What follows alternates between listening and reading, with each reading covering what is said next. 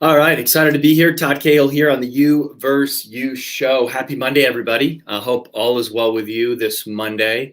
And hearing a lot of positive kind of news come out that just checked the news before I got on here, and Georgia is about to open up. So all of the Georgians who don't have a nice haircut, you guys can start getting haircuts again, go to the gym. I'm kind of jealous, but hey, everyone, welcome. Thanks so much for being on today. I'm going to talk about hope, and I'm going to talk about what to do with hope and not just having hope. And we've got some hopeful news in the past couple of days that some of our states are opening up. I'm going to turn the fan on. It gets kind of hot when the lights are on you. But I'm excited about really just sharing kind of the message today on the You vs. You show. I'm going to go solo today. We're going to have guest speakers on tomorrow and the rest of the week. But right now, obviously there's a lot of people that have a lot of hope. And then there's a lot of people that you see are not filled with hope. They don't have a lot of hope. They're, wondering when their businesses are going to open up again. They're looking at their financial situation. So this has been, how many weeks has it been? It's been like, 5 weeks, 6 weeks. I can't even keep track anymore. But I wanted to come on here and just share what I'm personally doing that hopefully can maybe impact you. Not that I'm anything special or anything like that, but I've been able to really not only keep hope alive in our house, but it's been interesting because I remember just like a year ago when there wasn't a quarantine, when there wasn't anything happening, obviously like we have now, I was filled with a lot of non-hope, I should say. And I think if we look back when things were going well, I think there was a lot of things that we're still stressed upon and that we're still stressing about. But now in retrospect, here we are, not knowing what's going to happen in the future. It's kind of exciting, and it's kind of moving in a way where not only can you remain hopeful, and that's nice and all, but hope isn't a strategy, but hope is obviously what keeps us going. So obviously you have to have hope for brighter days. You have to have a vision for your future. So what I want to do is I want to share with you like what you can do on the conscious side. So the subconscious side of all of this is, of course, like meditating and journaling and kind of envisioning and creating in your head, the imagination. We're kind of, as young kids, we're kind of scolded, probably a lot of you. I was looking at the window maybe in third grade and the teacher's like, hey, stop daydreaming. But now is such a great time to daydream. And I got to tell you, I've been on conference call after conference call today, either with clients or with our mastermind group. And we're cooking up something amazing. That's going to take a long time. It's going to take months to really come to fruition. But not only do we have hope for a better tomorrow, not only do we have hope to change ourselves, but we have hope to change a lot of other people. So what I want to do is come on the show today and just give you some practical things that you can do. Some things that, of course, will keep your hope alive, but the process that you're going and all of us are going through, the journey that we're going through is pretty amazing if you really think about it. I was just working out and before I got on the show, and my wife came down and she worked out with me side by side. I think that was the third time that we've ever worked out in our own house together. And well, before COVID, I should say that we maybe only worked out maybe 2 or 3 times ever in our house. But since COVID, we've been working out a lot together, in our own house. That's what I mean. And what it's done is it's really brought our marriage together. It's really, we're like really close. We're like really buddies, because we're kind of stuck with each other, right? So we're in the same house all the time. We're quarantined. And I got to tell you, because of COVID, like my marriage is better. Like it's just super fun. My kids are, they're here this week and they're coming in the next couple of days and we're just going to enjoy each other. In fact, I'm going to spend a couple of days this week just with my son.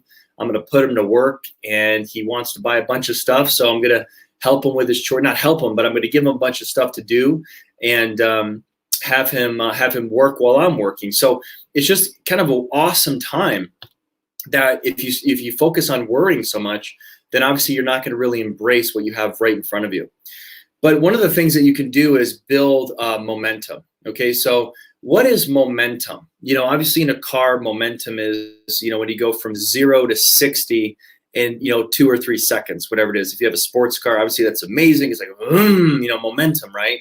In business, it's like when you're signing up people, or if you're, in football, obviously you're just driving, first down to first down to first down, inch by inch, yard by yard. You're getting the touchdown. In basketball, momentum is, the other opposing team is calling a timeout because, your team is just crushing it. You have momentum. So the other side of it is trying to call a timeout to stop the momentum.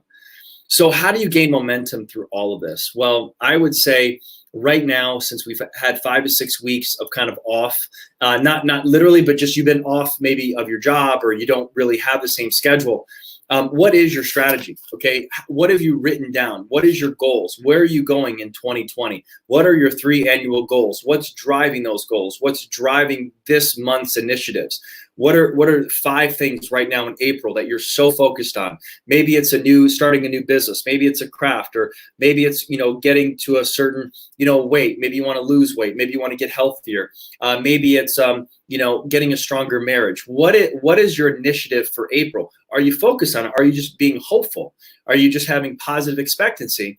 Or are you actually taking action on what you're saying you actually want to do? So one of the things that I wrote about, obviously in my book, and this is the You versus You show, I'm going to outline, if you've never heard of the You versus You, we all of us go through 12 major battles every single, lifetime. Okay. So everyone goes through these 12 things. So a lot of the battles right now are going to be, I'm just going to kind of label them. Where do you fall into this? Where's your battle? And then I want to show you exactly what to do to help you start making wise choices. And when this is all over, you're going to have momentum, because momentum is built on newness, and it's built on feeling like you're feeling like good every day. Like, that was a great day. I did what I was supposed to do. I had different challenges, but I overcame. I had a good schedule. I had a good routine. So I'm going to outline these 12 things, and I want you just to pick at least 2 or 3 that are super challenging right now. They're like right in the middle of the storm. You're not over that yet. You're in that kind of funk. Maybe it's this battle. So it could be you versus your persona, you versus your success. Maybe you're struggling right now with, what is success anymore? What's the true definition? You thought success was, hey, I got a good paying job. I got a job that takes care of my family, but maybe you don't have that job anymore. So now you have to really redefine what that battle is for you versus your success, or redefine what that even looks like anymore.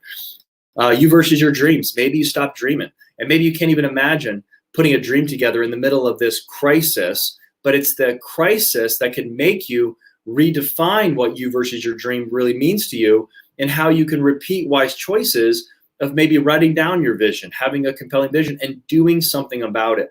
Your routine, this is one of my favorite challenges, because your fortune is found in your routine. So once every day you're mastering your routine, you're making it stronger, you're getting up just a little bit earlier, you're getting more sleep, you're more effective, you're not wasting as much time as maybe you've been wasting. Because right now we're all guilty of wasting a lot of time in the past 6 weeks, 5 weeks, because we can, because we could. Maybe you're furloughed and you're just like, I don't know what to do. I don't know what else to do.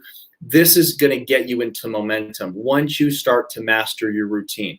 That's where the momentum. So what's one thing that you can add to your routine that's a good habit, and can you stick to it for 21 days in a row? Can you stick to something for 66 days? Because that's what's proven in the research of, after about a 66-week period, 96 people, through this kind of research that I did for my book, they actually changed. They went from a bad habit to a good habit. It took anywhere from 18 to 66 days. So that was the average of 96 people. So you can literally change maybe that habit that you've had your whole life into something that now is a permanent habit, that is now serving your vision, that's now serving your dreams, and it's not hurting you. Okay, maybe you've been lazy, maybe you've been procrastinating. Procrastination is the cornerstone of poverty. So whatever you've been procrastinating on, now you can switch that mindset and get stronger and stronger and stronger. So yes, you have hope for a better tomorrow. Yes, you have an amazing, compelling vision, but you're actually doing the work here every day. You versus your calendar, you versus your finances. Obviously this is a huge battle. 1 out of 7 Americans right now are not employed. They don't have a job. 1 out of 7. And, for me, I've been an entrepreneur my whole life. So you can create your own thing if you really want to. I mean, the good news is, for 2020, we have a thing called Instagram. And Instagram, if you really understand what social media really can be, it's not just a social app. It's not you just to see pictures of your grandbabies or pictures of your children, or you just trying to date someone, right? So Instagram and Facebook on the business sense is a great way for you to give content. It's a great way to share your message. It's a great way for you to maybe inspire other people and maybe create your own e-commerce business. Maybe you want to be a coach. Maybe you wanted to maybe be a person that is a practitioner, or maybe you want to be an affiliate marketer. Using social media to earn extra income, having a side hustle, and owning that is going to be powerful for you in the new world after this is all over. I think a lot of people are reevaluating what they really used to do for a living, because if something like this happens again, they would totally be bankrupt. Maybe you could take this hit, but you could never take another hit like this.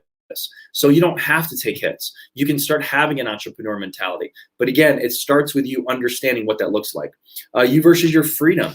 So many people want freedom of speech, freedom of, obviously communism, and freedom of socialism. But all of us in America have freedom, but are we really free? I think a lot of Americans and a lot of people all over the world, but, obviously me sharing this because I'm an American, I think a lot of Americans aren't free. A lot of Americans are literally living paycheck to paycheck. Their whole lives are dictated on someone else's choices. And that's just not a great place to be. If you want to start empowering the world, you have to start empowering yourself to start giving yourself the kind of freedom that you deserve. And again, that starts with momentum. So what does that really mean? Well, first of all, freedom of your health.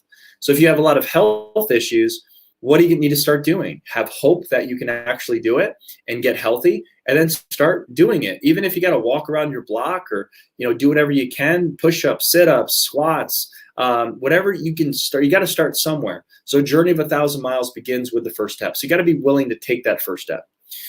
You versus your promises, like keeping your promise now to yourself. As soon as this is over, okay, great, but don't wait.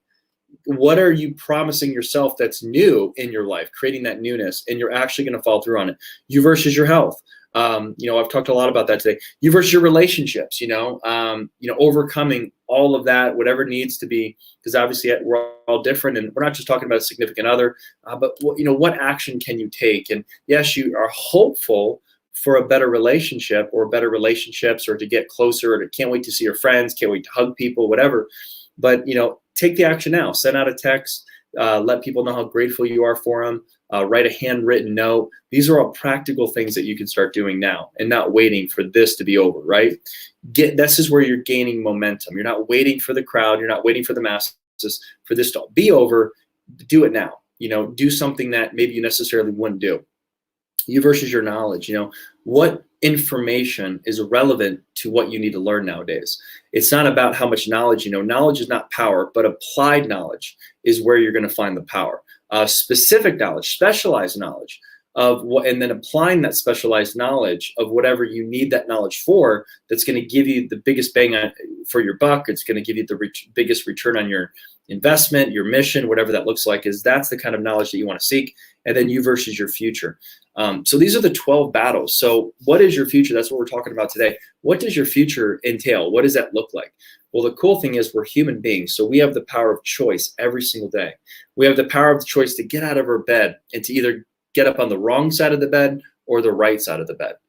And the choice is that's not literally a thing, but figuratively speaking, it is. It's an attitude. So we can shift our attitude right when we get up. We could be like, look, I'm going to win. I'm going to do something today I've never done. I'm going to have hope in a better tomorrow. I know that this is going to be over one day, but you know what? I don't want to wait for it to be over. I'm going to just live life, and I'm going to go for a run. I'm going to go into the woods. I live near a golf course, so every day I'm walking around the trails when it's a nice day. I'm breathing in the air. I'm getting sun when it's actually sunny, getting my vitamin D. I'm not focused on just the negative stuff. I'm just focused on where I'm going, hoping for, all I'm thinking about is, wow, this vision, what we're doing as an organization that I run as a CEO and a co-founder, and really laying down all of these things that we're building and taking it phase 1, phase 2, phase 3 in our coaching program, and what that looks like. It's so exciting. And it's such a journey, but I'm really embracing moment by moment, day by day. Okay. And hopefully you are too. So find something that, yes, you can sink your teeth into. Find something that, yes, you're very hopeful, but find something that you're super passionate about. and then every day start taking that necessary action, so that way you can feel good every night, instead of feeling pressure, instead of feeling disempowered, and instead of feeling fearful. Because when we have these feelings of fearful or fear, fear in our life, or we don't feel like we're empowered by it, or we're out of control, we don't like that as human beings. We want to be in control, and some things are out of our control. But what I've always learned through my personal growth plan is whatever's not in my control, I give it up to God, and whatever I can control, I will.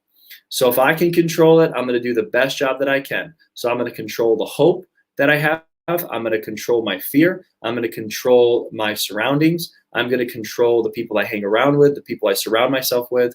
I'm going to focus on what I can control and what I can do about it. And then anything outside of my control, like government, news, media, what people are saying, even about me, negativity. I can maybe not control a lot of that, but again, I can shield myself from it. I cannot maybe go down that road.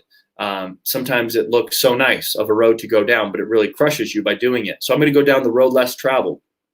And that's really not just having hope for a better tomorrow, but that's actually a choice that you can make. And every day is a choice, every day. And we don't want to waste a minute of your time. And you don't want to waste a minute of your time. So hopefully that helps just inspire you to do whatever it is that you want to do. I think if you meditated long enough today, if you spent 30 minutes in meditation and also prayer, if you're uncertain, because obviously, someone that's uncertain, especially if they're a leader, is not really a very effective leader. But if you as a human being start to get certain on where you're going to direct your attention, where you're going to direct your focus, where you're going to direct your mission, and then start practically taking step-by-step action towards that, thinking creatively, thinking outside the box. What can you do? What can you do? What can you do? Who can you collaborate with? Who you can partner with? What do you need to learn? What do you not have? What do you have? How can you be more resourceful? And then really scheming and working up a plan, then you'll not only have hope for a better tomorrow, but you're actually going to gain momentum for a guaranteed better tomorrow, and also a great day today. Because when you head hits the pillow tonight, you're gonna feel like I'm starting to really do something. So hopefully that helps. I see so many people complaining. I see so many people suffering. I see so many people trying to get loans and waiting on the government to bail them out. And I see so many people waiting for their stimulus. Look, that's pennies on the dollar compared to what you really can do in life. Nobody's bailing you out. I think you just have to come to the realization that your government's not going to bail you out. Unemployment's not going to last forever. And although that's all great, and hopefully you do get it, it's not the end all be all. What you've got to create is a life that you want to create on your own terms, on what you want to do, and then figure out what that looks like. Have a compelling vision that drives you, and use your vision as fuel for a better tomorrow. So that way you're not just hoping for a better tomorrow. Hope is great. Hope is a start, but you're actually creating a hope for tomorrow because you're doing everything that you're supposed to do, and you're winning these kind of battles. And you're not just sitting around. Because today you're choosing either to grow or decline. That's it. So you might not be choosing to decline, but you're not doing anything to take out, worry, fearful, the government, waiting for all this other stuff that a lot of people are. That's choosing to decline technically. So the other side, choose to grow. I'm going to do myself. I'm going to do the things that I need to do every single day. Then obviously the kind of results that you're looking for are going to be phenomenal. So again, it is exhausting on that end too. Both are exhausting sometimes. Both you need rest. Both you need a lot of prayer. Both you need a lot of luck. Both you need a lot of direction. Because this one, I think the opposite end of hope is obviously fear and just complete stress, and nobody wants that. But just remember, when you stay in that state, it gets really addictive, and then you start complaining, and then people around you start complaining too, and then you form kind of a culture of complainers, and you don't even realize you're doing it. So you have to be very, very careful. But on the other end, you'll attract some really good people that you can really build something with. So that's just what I want to share with you guys today. Is to win the you versus you battle on the You versus You show. Hope is definitely the start, but start taking, make yourself better. really focus on how can you get better every day. And then from there, it's just going to keep duplicating, and people are going to want to join what you're doing. They're going to want to, be around you. You're going to attract who you really are. And that could be a huge thing for you. And who knows what all of this is going to happen? I don't know. But all I do know is looking back a year from now, I'm going to realize, man, I stayed strong. My marriage got stronger. My body got stronger. My mind got stronger during COVID. And there's a lot to be grateful for, because I chose to get stronger in all areas of my life. And the cool thing was I had plenty of time to do it. And I'm grateful for the time. And I'm grateful really for that time off of the busyness of the world, to really gain that anchor, to be anchored in, so that when this is all over, watch what I do, watch where we're going, watch how God uses all of this for his advantage, okay? So hopefully that makes sense. Hopefully I inspired you just a little bit today to have more hope. Stop watching the news. It's all a scam, basically. News is okay, but you got to know, hey, that the world's not ending, but that's about it. Because even if you stop watching the news for 6 months and then you turn it back on, not much has changed, okay? Not much has changed. So with that, thanks so much for watching this. This might be a lot more positive than maybe that, but I really appreciate it, guys. Thank you so much for your time, and look forward to next time. Appreciate it.